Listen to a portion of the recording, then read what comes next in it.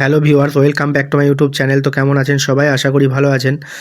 তো আজকে আবারও চললাম পায়রা আনতে, কিন্তু আজকের পায়রাগুলো আমি অনেক দূর থেকে নিতে চলেছি। এগুলো মুর্শিদাবাদ থেকে আসবে। আমার আগের ভিডিও যদি আপনারা দেখে থাকেন তো বুঝতে পারবেন যে আমি আগের ভিডিওতেই বলেছিলাম যে আমি কয়েক জোড়া গিরিবাজ মুর্শিদাবাদ থেকে কিনেছি। তো একটা দাদা আমার কাছ থেকে মুখী পায়রার শখ ছিল, মুখী নিয়েছে এবং আমি ওই দাদার কাছ থেকে গিরিবাজ নিয়েছি। তো খেলা গিরিবাজ আপনারা আমার আগের ভিডিও দেখলে হয়তো শুনে থাকবেন। তো সেই পায়রাগুলোই আমি আজকে নিতে চলে এলাম বর্ধমান। তো আমি পৌঁছেও গেছি বাস স্ট্যান্ডে। দেখুন আমার হাতে লাল মুখীর জোড়াটা আমি যেহেতু পেটির ভিতরে ভরে নিয়ে এসেছি, অনেক দূর যাবে। তো আমি এখন হেঁটে হেঁটে যাচ্ছি, ওই দাদা ওই দিক থেকে আসবে, টোটো করে আসছে ওই দিক থেকে। তো সেই জন্য আমি হেঁটে হেঁটে এখন যাচ্ছি, আর ওনাকে এই প্যাকেটটা দিয়ে দেবো, আর আমি ওনার কাছ থেকে গিরিবাজ যেগুলো আনবে সেগুলো আমি নিয়ে নেবো।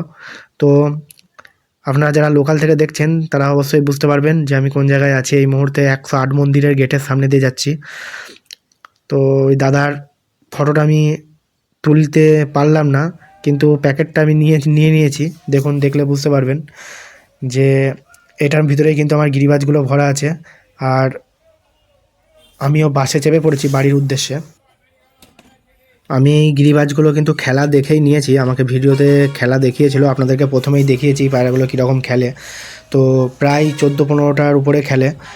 তো সড়কবাজি যেগুলো গিরিবাজ বলে, আমার বাড়িতে আগে ছিল না, আমি এই প্রথম নিয়েছি গিরিবাজগুলো। আমার খেলা গিরিবাজের খুব শখ ছিল, তাই দাদার সাথে যোগাযোগ হওয়াতে আমার একটা উপকারই হয়েছে।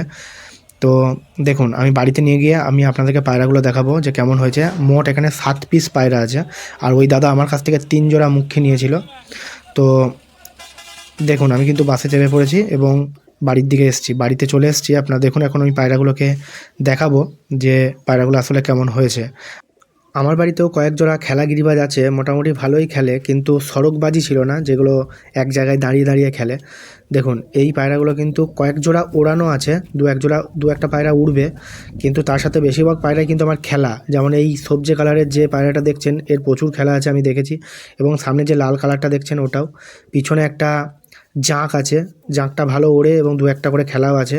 আর এখানে একটা ঘিয়া কালারের আছে এবং একটা ঘুঘে কালারের আছে, দেখলে বুঝতে পারবেন।